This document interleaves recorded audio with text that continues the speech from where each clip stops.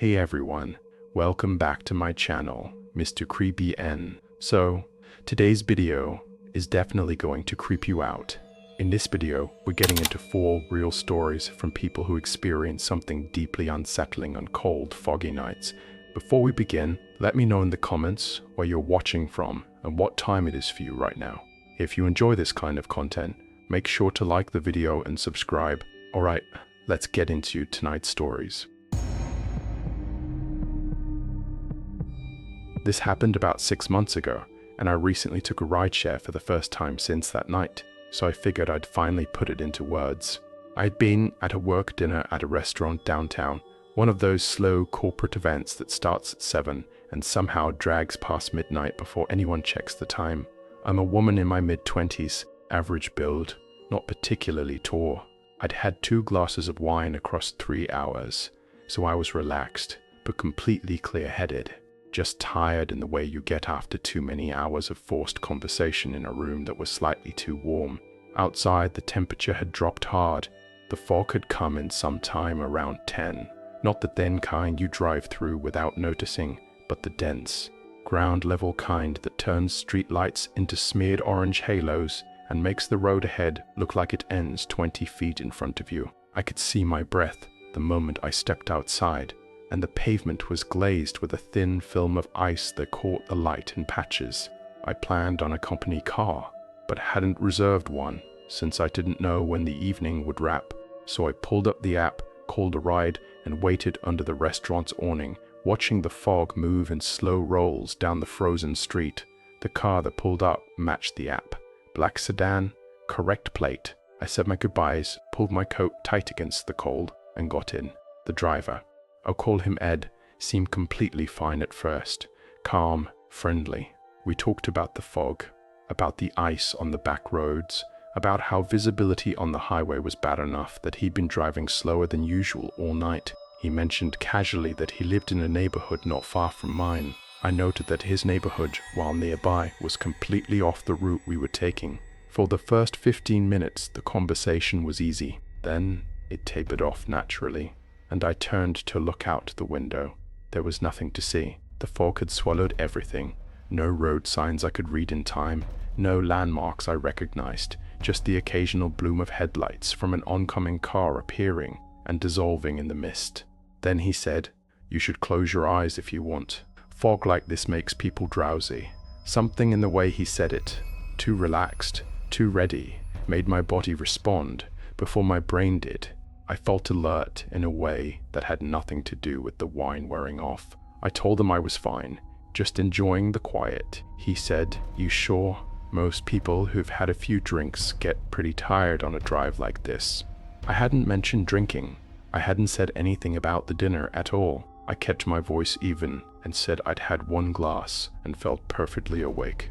He let it go, but the atmosphere in the car shifted after that. I started tracking the turns more carefully, trying to cross-reference them with my mental map of the route, but the fog and the unfamiliar roads made it almost impossible. Every intersection looked the same: bare frozen trees, dark fencing, empty streets with ice glittering under the occasional lamp. About 10 minutes later, he said there was construction slowing the main route and asked if I minded a detour. I said that was fine. My phone buzzed. My partner calling to check when I'd be home. I answered and made sure to mention exactly where I was, that I was in a rideshare, and that I'd text the moment I arrived. I kept it completely natural, but he needed to know someone had a fix on my location. After I hung up, I checked the GPS on my phone. We were moving in roughly the right direction, but I'd been in the car nearly 30 minutes and should have been home by then. I didn't say anything. Then he said, "Almost there. Maybe 5 minutes." That wasn't right. My phone showed at least 20 minutes remaining.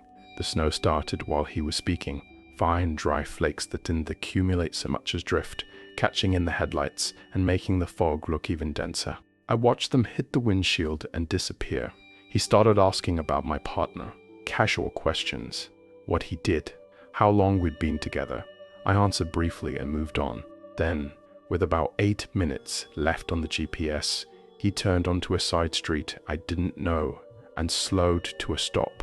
The road was completely dark. The The fog was so thick, I couldn't see past the edge of the headlight beam. Snow was settling lightly on the frozen ground around us. No house lights, no other cars, nothing moving.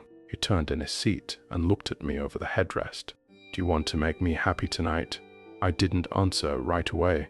I was doing the calculation. Dark road, dense fog, ice on the ground. Making a quick exit on foot, genuinely dangerous. No visibility, no witnesses. I reached into my coat pocket and felt the small canister of mace I carry. I didn't take it out. Instead, I said, very quietly, "My partner is waiting outside for me right now. He knows exactly which road I'm on." That wasn't true, but I said it like it was. His expression changed. The easiness left his face. He turned back around without a word, started the car, and drove. He didn't speak again. When he pulled up to my house, I said, "Thank you." Pure reflex. I have no explanation for it, and got inside, fast, the cold hitting me hard as I stepped out. I was barely through the door when I started crying. My partner told me to report it immediately. I opened the app, pulled up the trip, found the driver profile, and looked at the photo. It wasn't him. The car was right. The plate was right. But the face in the photo was a completely different man, easily 15 years older. Different features entirely. Uber refunded the ride and sent no follow-up. The police didn't take it seriously, because nothing physically happened. But that driver, whoever he actually was, knows where I live. He sat outside my house in the fog and snow and watched me walk to my front door. I haven't taken a rideshare at night since then, and on nights when the fog comes in heavy and the temperature drops and the windows start to frost over, I check every lock in the house before I can settle. Some habits form fast and don't leave.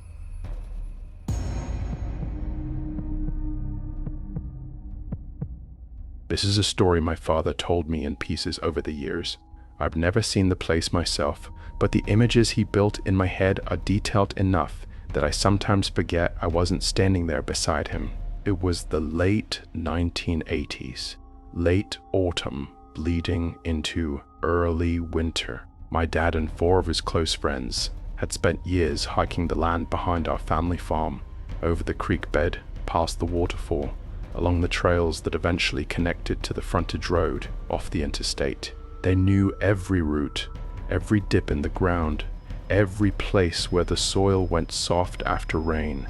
Those woods were as familiar to them as their own living rooms. One night, a cold one, the kind where your breath fogs the moment you step outside and the ground crunches under every step, they decided to take a different route and cut behind a neighboring farmer's property. It was mostly an excuse to see the animals the man kept, emus and a few other things not common in that part of the country. The fog had settled in low and heavy that evening, sitting just above the frozen ground, moving slowly through the tree trunks like something with a purpose.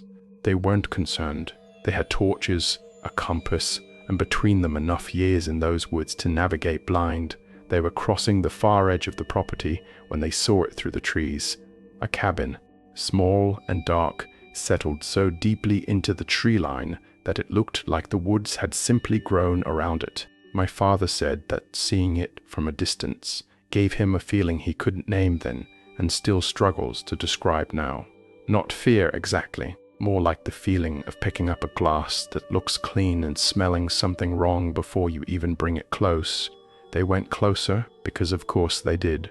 The fog curled around the base of the structure. Up close, it was clearly very old, probably built in the late 1940s, maybe earlier. The wood had gone grey and silver the way old timber does, and the windows were dark and filmed over. They pushed the front door, and it opened without resistance, like it had been waiting. Inside, the walls were covered in writing. Some of it resembled Latin, some was in English. Fragmented lines referencing rituals my father has never repeated in full, even to me, even decades later. Parts were spray-painted, hurried, and rough, but other sections, and my father is firm on this, the way a man is firm about something he wishes he could dismiss, were painted in blood. He'd worked years as a firefighter before that night. He'd been at accident scenes in house fires. He knew exactly what dried human blood looked like on the surface, how it settled into grain and texture differently from paint. how the color shifts as it ages. He knew the difference. He said he knew it the moment the torchlight hit the wall. Past the narrow front room and a small kitchen, there was a staircase, so tight that a grown man's shoulders brushed both walls going up. The stairs ran straight, stopped at a small landing, then turned sharply right, which meant from the bottom you couldn't see what was at the top until you were already halfway committed to the climb.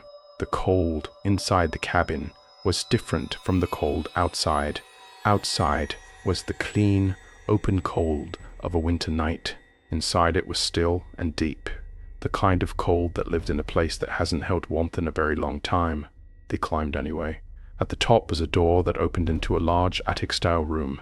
Chains hung from one wall near a circular window, padlocked. Old, but not rusted through. My father noted that specifically because rust would have meant years of disuse, and these chains hadn't rusted, which meant someone had been maintaining them or using them far more recently than the cabin's appearance suggested. The floor and walls up here were covered in the same symbols as below, but the dried, dark stains had spread wider, seeping into the floorboards in patterns that didn't look thrown or splashed. They looked like they had dripped, slowly, over a long period of time. My father stopped talking the first time he told me that part and didn't continue for almost a full minute. Outside the circular window, the fog pressed against the glass like something leaning in. That was when they heard footsteps on the stairs behind them. Fast ones, hard soles clicking against old wood, moving upward quickly. All 5 men turned at the same moment. Nobody was there. My father said the silence that followed was worse than the sound, the kind of silence that feels deliberate, like something that had been moving had simply chosen to stop. They stood completely still and listened. The fog outside muffled everything. Even the wind had gone quiet. They went back down the stairs and searched the ground floor carefully, torches sweeping every corner. Nothing. No new footprints in the frost and grime on the floor beyond their own. No back door left open. No broken window. They went outside and circled the cabin with their lights. The fog swallowed the beams about 15 feet out in every direction, turning the surrounding woods into a wall of white. They found nothing. One of the men suggested they head back on a different route rather than retrace their steps. They had a compass.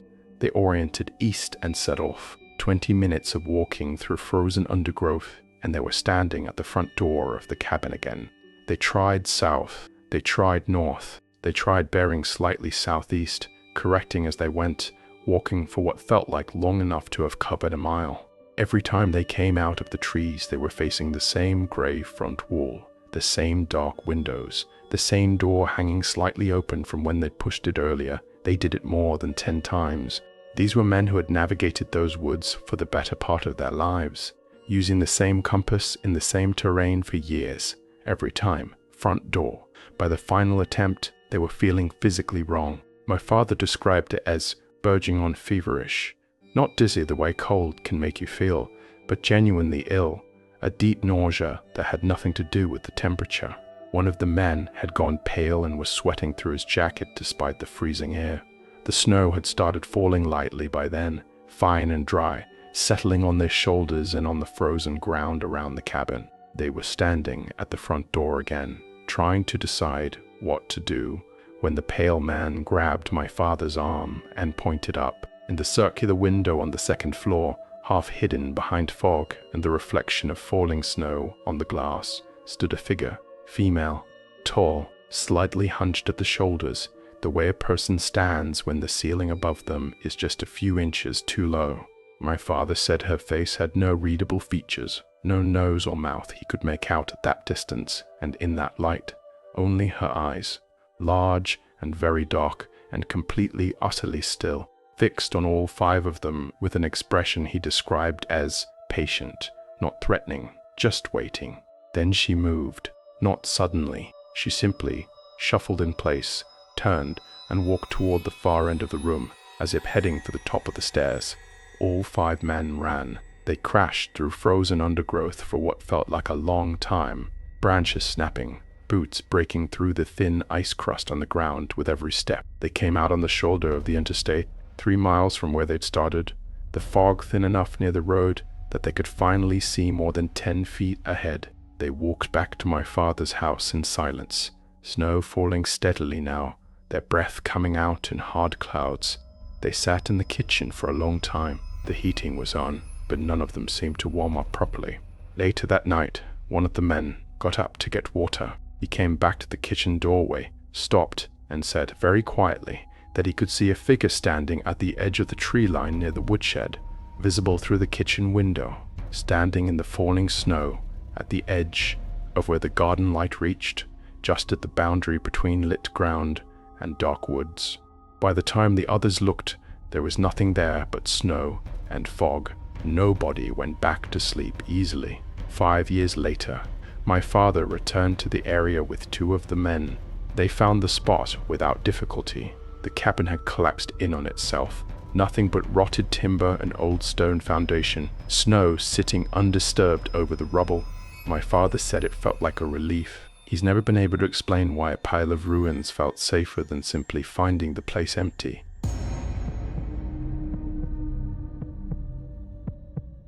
Just over 2 years ago, I got a call from my old friend's wife on a Thursday night, so cold that the fog outside my window had frozen into a thin white crust on the glass. I assumed it would be a belated holiday message. I hadn't seen Luke or his wife Sarah over Christmas that year, which was unusual. Luke and I had spent every festive season in each other's company for nearly 2 decades without exception, but that year, the absence made sense. His mother had died suddenly the week before Christmas. The funeral had been small, family only, and Luke had gone quiet in the way some people do when grief gets too heavy to distribute. So when Sarah's name appeared on my phone, I answered expecting warmth. What I got was the carefully controlled voice of someone trying very hard not to come apart. Luke was gone. He packed a bag in the early hours of the morning, loading camping gear into his car in below freezing temperatures, while the fog sat dense and unmoving over the street. When Sarah had demanded to know where he was going and why, he told her he was going to talk to an angel. Then he pushed past her with a bag full of cold weather gear and spare clothes, got in his car, and driven off into the fog before she could stop him. I knew exactly where he was going. More than 20 years before, when Luke and I were 21, we'd gone on a winter camping trip to Ayrshire with 2 other friends. We drove out to Loch Braddon 2 days after Christmas, set up camp near the water's edge, and spent 3 days being colder than we'd anticipated and warmer around the fire than we had any right to be. The loch in winter is a particular kind of place. The fog comes off the water in the mornings and doesn't fully lift until midday. And even on clear nights, the cold has a weight to it that feels different from anywhere else. We were young and thought discomfort was adventure, so we loved every miserable minute of it. On the second night, the fog rolled in, thick, and stayed. We were drinking around the fire. Luke and the others on alcohol, me on something else I'll explain shortly, when Luke, who had been going quieter for the better part of 2 hours, simply stood up and walked off into the fog without a word. We called after him. He said he was going for a walk. We laughed, assuming the cold and the drinks had caught up with him and he was slipping off to be sick in private. We expected him back in a few minutes. He didn't come back. After about an hour, we took our torches and went looking. We found him several hundred meters from camp, standing completely motionless in a small clearing, staring upward into the fog with an expression I had never seen on him before and haven't seen since. Completely unafraid, completely still, like a man listening to something the rest of us couldn't hear. His breath was fogging steadily in the cold air, and the snow that had been falling lightly all evening had settled on his shoulders and in his hair, but he hadn't pulled his jacket tighter or hunched against it. He just stood there, present in a way that had nothing to do with where he actually was. We got him back to camp without difficulty. He came willingly, quietly. Later, when we were all in our sleeping bags, letting the fire burn down, he said, in a slow, certain voice, the voice of someone reporting something factual rather than asking to be believed, "I saw an angel out there." We laughed. We were young and drunk and cold, and none of us gave it a second thought. The next morning, Luke didn't retract it. In the weeks and months that followed, he didn't forget it either. Slowly, carefully, that night in the fog became the foundation of something real in him. He developed a quiet, private faith that changed the way he carried himself. Nothing evangelical, nothing pushed on anyone, just a man who had reoriented himself around something he believed he'd genuinely witnessed. His friends accepted it. Some assumed it was a metaphor. I knew it wasn't, and I knew why. And I said nothing, because the reason Luke had walked off into freezing fog and stood motionless in a snow-covered clearing believing he was in the presence of something holy was because I had put a small amount of LSD into his drink when he stepped away from the fire. I had brought it on the trip without telling anyone. I thought the dose was low enough to produce nothing more than a mood lift, maybe a gentle softening of the edges.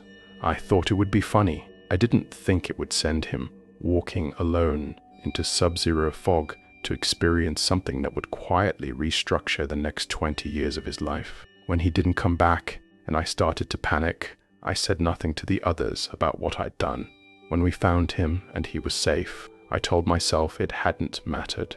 Then a year passed, and then 5, and then 20, and every year the window for saying something shrank until it felt like the kind of thing you simply carry. But now, his mother was dead, and he was somewhere on a frozen Scottish hillside, in dense fog, camping, alone in temperatures that could genuinely kill him, trying to find his way back to something I had manufactured out of a stupid, selfish impulse. I drove to Scotland first thing in the morning. The fog hadn't lifted by the time I reached the route north, and for long stretches of the drive the road was little more than 2 red lights ahead of me and the white press of mist on every side. Snow had fallen overnight and the verges were white, the bare trees holding it in their upper branches like something carefully balanced. I reached Loch Broughton by early afternoon. The water was invisible behind the fog, but I could hear it, that particular flat silence that open water makes in winter, sound absorbed rather than reflected. I found his campsite, exactly where I expected, in the same clearing we'd used 2 decades earlier. Dark green tent, dead fire with snow starting to gather in the cold ash, a Bible sitting beside a rolled sleeping bag just inside the tent entrance. He wasn't there. I got a fire going and waited. The fog pressed in from the loch, and the cold was serious, the kind that gets into your joints if you sit still too long. I kept moving, feeding wood into the fire, watching the tree line. It was nearly dark when I heard footsteps in the snow. He wasn't pleased to see me, not angry yet, just closed off in the way people get when they already know why you've come and have made their decision. He said firmly, without raising his voice, that he wasn't leaving, not until he'd spoken to her, his angel, the presence he believed his mother had sent. He said he didn't expect me to understand, and he didn't need me to. He just needed me to respect it. I sat with them over a fire supper and let him talk. He spoke about his mother's last weeks, about the funeral, about the particular loneliness of grieving someone in winter when everything around you is already dead and still. He talked about his faith with a quietness that made it clear how much it meant to him, how much it had always meant. And when the fire had burned down to a solid red core and the fog had thickened until the trees beyond. This happened in the early 2000s, high school, the kind of Friday night when nobody had anywhere specific to be, so you just drifted somewhere and stayed.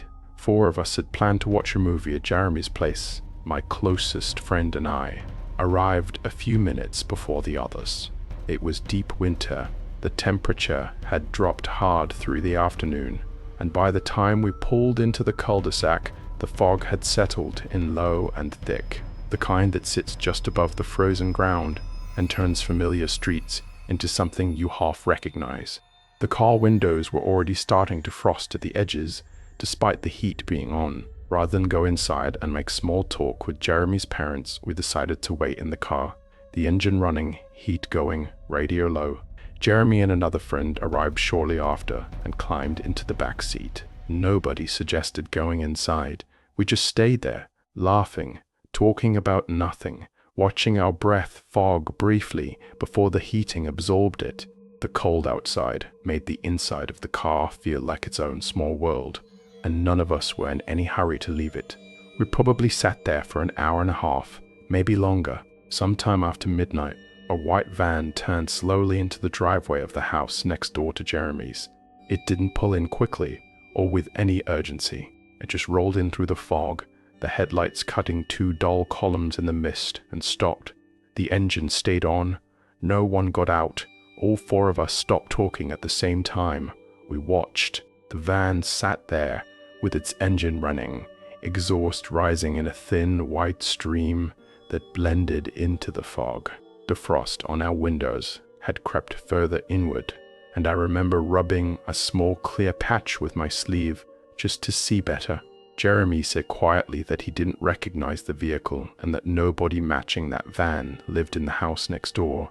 The house had been empty for a few weeks, he thought. Maybe longer. After several minutes, the driver's door opened and a man stepped out. He was in his 30s or 40s. Dark clothes, dark hair, clean-shaven. There was nothing about him that would have stood out anywhere else. Nothing visibly wrong with his appearance. Nothing you could point to. But it was past midnight. The temperature was well below freezing. The fog was dense enough that the far end of the cul-de-sac had completely disappeared, and this man was standing in the driveway of an empty house with the calm, unhurried manner of someone who believed he had every right to be there. He stood near the van for a moment, breath fogging steadily in the cold air. Then he turned toward the house and walked up the driveway, slowly, no hesitation. He climbed the porch steps and stopped in front of the door. He didn't knock. He didn't ring the bell. He leaned slightly forward and peered through the glass panel at the top of the door, angling his head the way you do when you're trying to see past a reflection. Every so often he shifted his weight and leaned a little closer, like he was straining to make out something specific on the other side. His breath fogged against the cold glass and dispersed. He stood there doing this for what felt like a very long time. Long enough that the initial discomfort we all felt had curdled into something quieter and harder to name. The atmosphere inside the car had changed completely. Nobody was joking. Nobody was moving. We had the heat on, but I remember feeling cold anyway. The particular cold that comes from something other than temperature. We debated quietly whether to call someone or alert Jeremy's parents. We didn't. None of us wanted to make noise, and I think none of us fully wanted to commit to the idea that something was actually wrong, because committing to that meant deciding what to do about it. Eventually the man straightened up, turned around, and walked back down the porch steps at the same unhurried pace he'd arrived with. He got into the van, started it up, and began backing out of the driveway. My friend, without asking anyone, cut the headlights and pulled out to follow him. The van moved slowly through the fog, its tail lights two blurred red smears ahead of us. My friend kept a distance of about 50 feet, enough to stay in sight without being obvious. The neighborhood was completely silent at that hour. No other cars, no movement, just frozen streets and fog, and the low crunch of ice under our tires. Snow had started falling at some point, fine and dry, drifting in the van's headlight wash ahead of us. Then the van began to accelerate, not dramatically, just a steady increase in speed that made it clear the driver had registered us behind him. My friend matched it. For a few minutes we were moving fast through near-zero visibility on empty residential streets, the fog closing in on both sides, the snow thickening slightly in the headlights. Nobody in the car said a word. Then the van slowed and pulled over to the side of the road. My friend stopped about 50 feet back. We sat there. The van's engine was still running, exhaust rising in the frozen air. The fog was thick enough around us that I could barely see the tree line on either side of the street. Snow settled silently on the bonnet of the car. The van's driver door didn't open. He just sat there. 1 minute, 2, 3. Then without warning, the van's reverse lights came on. It started backing toward us. My friend threw the car into reverse and we moved back fast, the tire slipping slightly on the icy road before catching. The van stopped, sat there again. Then it pulled forward, turned at the next intersection and drove off, accelerating now, properly, until the taillights dissolved completely into the fog and were gone. We didn't follow. We drove back to Jeremy's in silence, parked in the cul-de-sac, and sat there for a moment before anyone spoke. It was Jeremy who noticed it first. He said it quietly, almost to himself. The street light directly above us. the one we'd been parked under all night, was fully lit, bright.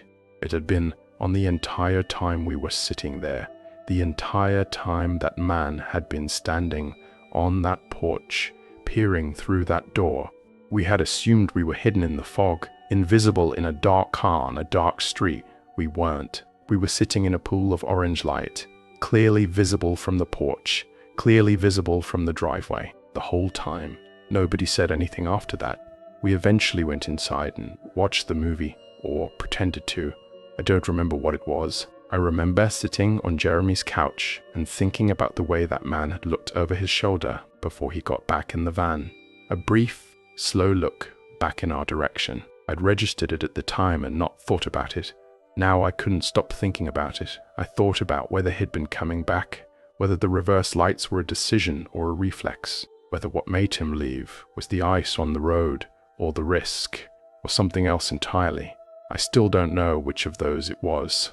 And on foggy winter nights, when the streetlights make halos in the mist and the cul-de-sacs all look the same, I still think about a white van sitting with its engine running and a man who already knew exactly where we were. I never park under streetlights at night anymore. It's not a conscious rule. It's just something my body decided for me, and I've never argued with it.